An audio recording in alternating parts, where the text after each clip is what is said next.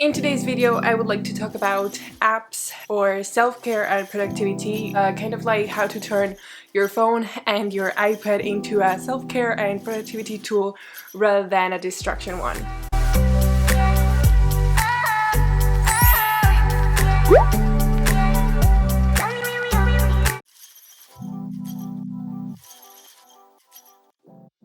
Hello my lovelies, how are you? I hope you're doing great.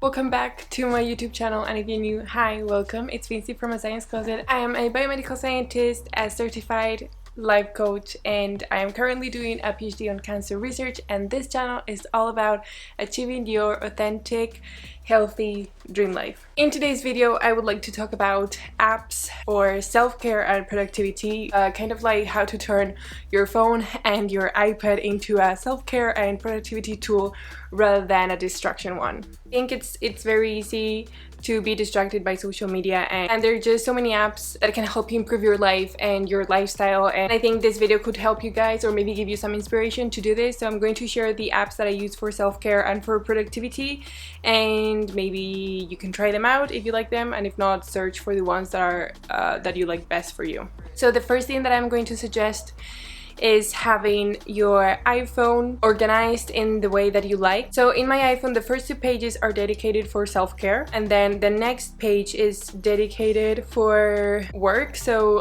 calendar, things that I have to remember to do, mails, files, things like that, and I have podcasts and Spotify there. And then the last page is just for social media. So as you can see, I have kept the social media as far away from me as possible. When I go to bed, I leave my phone on this page so that when I wake up, is this the first page that pops out as soon as I unlock the phone.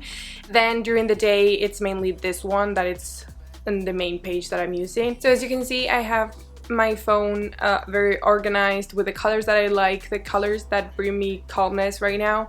I have done this with the widgets and Widgetsmith and the shortcuts. I have put the icons on each app that I like rather than the default icon that the app brings, so that everything is like in the color that I like. And also I only have the apps that I use most in the pages. The rest of the apps are kept in the library, so they're not showing on my screen, and if I want to use them, I'll just look for them. So the very first app that I'm going to suggest you using is #Blockhit. It's a very nice app in order to block distractions when you're working or things like that. It allows you to receive notifications or messages from like Facebook or Instagram, but you are able to block seeing reels or feed or posts, just getting distracted with the scrolling. So you can really just select whatever it is that you would like to block. Facebook, YouTube, Instagram, you can just customize it the way you want. You have to pay, but I think this is very useful and very worth it. Because it really does its job. Then the next app that I would like to suggest is Stoic. It's a mental health tracking app. So I love Stoic because it's my way, I use it mainly to start my day. So you have here, it's an application to journal, to meditate. You can see the quotes that it has. You can do some focused breathing, relaxed breathing, and each day, depending on when you're going to dedicate the day to, it's going to prepare a set of exercises, and this set of exercises are going to help you to deal with stress, anxiety. They're going to increase your productivity, boost your confidence and motivation. The next app that I'm going to suggest is Dream. So I really like writing down what I dream about. I think dreams have a meaning, and I find it quite amazing to try and analyze why you dreamt what you dreamt and maybe the meaning of the dream. So I kind of keep a dream journal, and every single time, not every single time, this only happens when I remember the dream, but as soon as I wake up, if I remember the dream, I would go to the dream journal and write it down, because if I wait and do it later, it's very probable that I will forget the dream, or I won't remember as perfectly as when you wake up. So I really like this dream, and to track the different things that I dream, and maybe just like kind of understand the meaning and going deep The next app that I want to suggest is CoStar and The Pattern. They're very similar apps, but at the same time they're quite different. So this app, it's based on your horoscope. I don't know if you guys believe in horoscope. I do believe in my own way, in my scientific way. This app is going to tell you your weaknesses and your strengths of each day, so it will motivate you. Then I also use the Tarot app as part of my morning mantras. So these are the apps that I open first thing in the morning to kind of like look at the day with a bright and positive side. So in Tarot I will go ahead and draw my daily card and just read what it says, and once I read what it says, I try to analyze it and see how I can find myself identified. So these apps are mainly for mental health and to feel good with myself and to see how I can go through the day with a positive and very vibrant energy. The next app that I'm going to suggest, and I have suggested this app before, is Headspace, and this is just an app for meditation. It has so many types of meditation depending on what you want to focus on, either if you want to focus on your stress, your anxiety, if you want meditation to sleep, if you want meditation in order to concentrate or focus on your work. You also have meditation for improve your performance. You do have to pay though for this app. I do not mind paying for it because I really use it, and I really like it so much because it doesn't focus on just one thing. It allows you to choose the kind of meditation that you need. Then the next app that I'm going to suggest is the Wim Hof Method app. If you don't know who Wim Hof is, please research it and look and read about him because he's just amazing. He's so incredible, and what he does is just look at it. So in this app you're going to have challenges that he suggests doing, breathing exercises, then you have push-ups, meditation, the 20 cold shower challenge, so like learn how to have a shower in cold water without actually suffering and feeling really like struggling. The next app that I want to suggest is the anxiety app. The anxiety app is called Mindshift. So this is an app to track your anxiety and make sure that you keep it control and that it doesn't control you. Each day you can select from 0 to 10. You can try to evaluate how much of anxiety you're feeling, and you can also write down anything that you're feeling that day or that you're going through that day or that is making you anxious, in case it is making you anxious. Sorry that you can see my phone is in French. I'm trying to learn French, so I figured that if I have my phone in French, maybe I put like a bigger effort to it. Then the next app that I want to suggest, and I have suggested this before, is Zero app, which is for fasting. And as I mentioned before, you can either customize your own fasting hours or try and do one of the ones that are there by default. It's a very cool app. You can have a personalized plan, and there's also a place to learn where people share their experiences and very interesting things of how to be hydrated, what type of supplements you should have, what breaks a fasting, what doesn't break a fasting, in case you want to be like drinking something while you're fasting hours. The next app that I would like to suggest for mental health care is pique. It's an app that improves your brain function basically.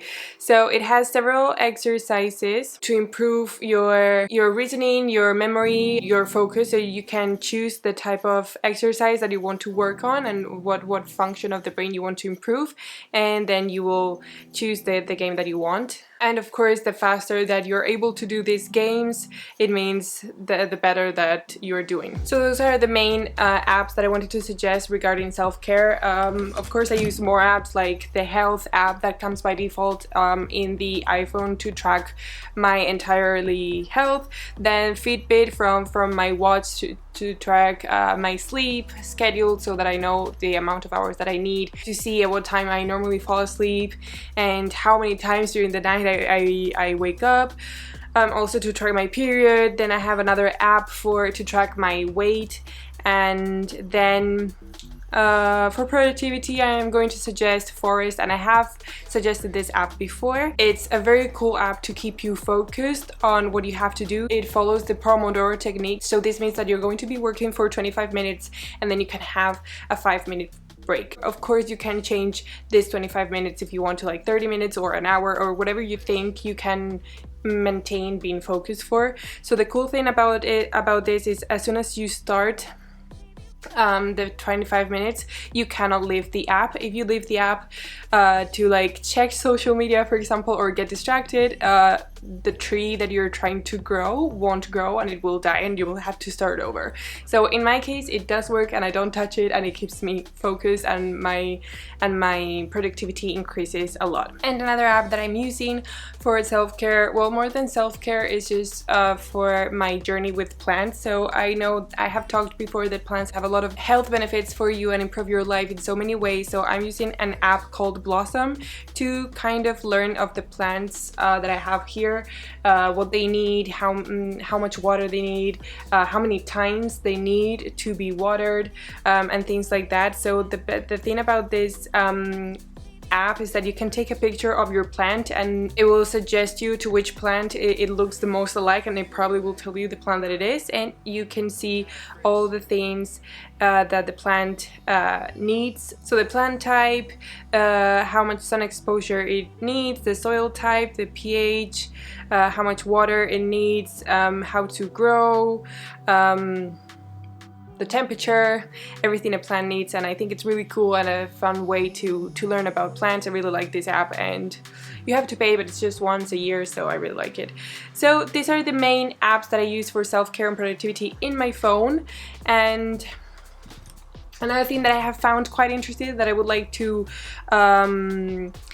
show you is that I use calendar and I plan my days daily. Sometimes when I'm in a meeting or I'm at work or walking and suddenly an event occurs, like for example we have a meeting this date at this time, and you kind of don't have the time to go to the calendar app. There's this shortcut that I have added in this part of the phone, which is add to calendar, and as soon as you click on it, it leads you directly to the place where you have just to create the event or the meeting or whatever it is that you have, and just save it without having to go to the calendar app and do the whole thing. Okay, and then to finish, I would just like to mention one productivity app that I use a lot in my iPad. So this is my iPad right here. As you can see, I have a very similar layout to the one in my phone, and I have like only the most important things here. So the calendar, the time, I like looking at the moon, and the add to calendar. And then here I have all of the apps kept hidden away in folders, and I only have shown the ones that I use the most, starting with the work ones. But the one that I wanted to mention, apart from Notion, which you already know that I use this one to organize my entire life, and if you have not watched the video, then go ahead and watch it in case you want to learn how to organize. But I wanted to mention Notability. So in my previous videos, I always talked about the app called UPad, and I have to say that this app has started to have a lot of troubles saving documents. It had been deleting them without you actually deleting them. The developer is not answering or replying to any email. A lot of people are having the same problem, losing their documents and not being able to recover them. So because of this, I do not rely on that app anymore. So in case you're using it, just be careful. And I have decided to change to Notability, and here I have my planner, then I have my goals. I use this app for everything, like not only my things but also to take notes and underline when I'm reading an article that I think is very important, and also it allows me to take notes here. So I think Notability is a really good app to take notes and just like journal, because I journal here. So yeah, I just really wanted to quickly mention that problem that I have been experiencing with UPad, and that I changed to Notability. I have heard that Good Notes have also a very good review, and I tried it out, but for some reason, I don't know why, I just prefer Notability. So my advice to you is to try both of them and see which one you prefer and you feel more comfortable using. So yeah, this is the video for today. I really hope that you like these apps that I shared with you, and if you find any other cool app that I have not mentioned, please leave it down below. If you like the video, you know what to do. Give it a thumbs up. If you want to watch more, subscribe to my channel, and don't forget to hit the bell button to get notified of my new videos. I hope you have a wonderful, wonderful week, and I'll see you next video. Mwah.